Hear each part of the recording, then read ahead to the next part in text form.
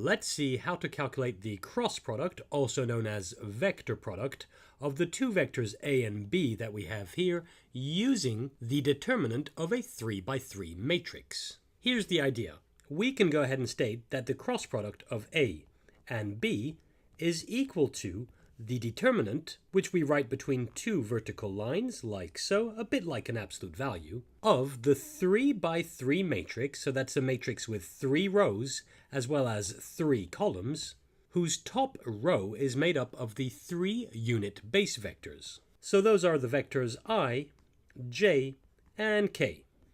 The second row of this matrix is made of the components of the first vector in the product. So those are the components of vector A, which are 2, -1, and 3. So I'll just go ahead and write that. That's 2, -1, and 3.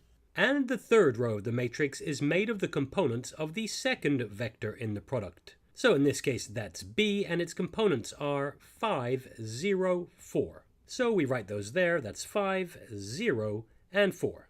If you've never worked with matrices before, what we have here is the determinant of a 3x3 matrix. Indeed, the fact that we've written all of this in between two vertical bars or vertical lines is what tells us that we're dealing with a determinant. So how do we calculate this? Well, here's the idea. We're going to expand this working along each entry in the top row. And here's how that works. Starting with the unit vector I, so we can already go ahead and state that this equals to I, we multiply this by the determinant of the matrix we'd be left with if we got rid of all the other entries on the same row as I, so that's j and k, as well as all the entries in the same column as I, so that's 2 and 5. So we'd be left with this 2x2 matrix here, whose first column is -1, 0, and second column is 3, 4. So we go ahead and write that I would multiply the determinant of -1, 0, 3, 4. And that's the first term or component taken care of. For the second term, we move on to the second unit vector in the top row. So that's the unit vector j. But in this case, we're going to subtract that unit vector j, which then multiplies the determinant of the matrix we'd have left if we got rid of all the entries on the same row as j, so those are k and I, as well as all the entries in the same column as j, so that's -1, 0. So that's the determinant of the 2x2 matrix whose first column is 2, 5, and whose second column is 3, 4. So let me just write that. That's 2, 5, 3, 4.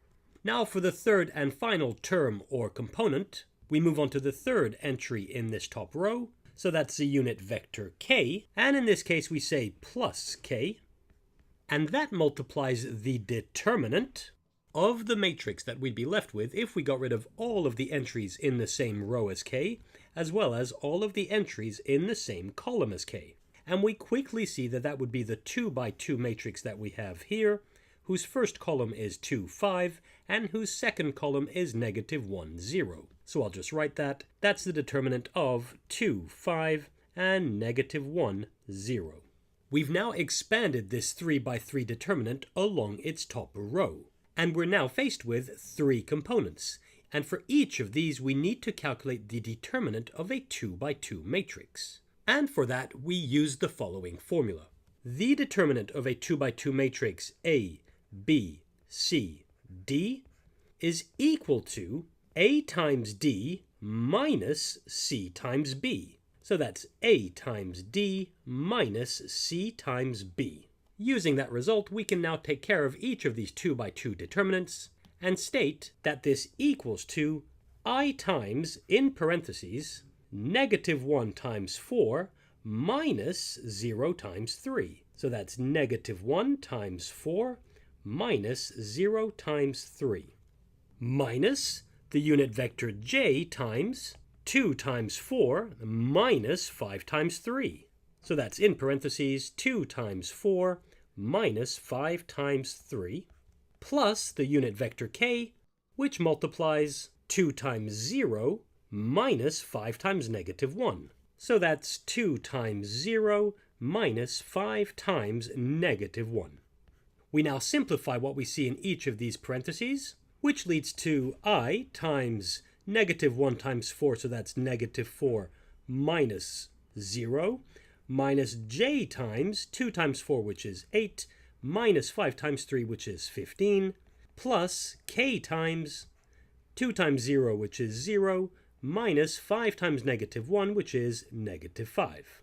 We carry on simplifying, and that's equal to I times -4, minus j times 8 minus 15, which is -7, plus k times 0 minus -5, so that's just 5. Finally, we can state that the cross product of a and b is equal to -4i plus 7j plus 5k. And that's the final answer. And if needs be, we could also write our answer as a column vector, which would state that the cross product of a and b is equal to -4, 7, 5. And there we have it. We now know how to calculate the cross product of two vectors using the determinant of a 3 by 3 matrix. And that's it for this tutorial.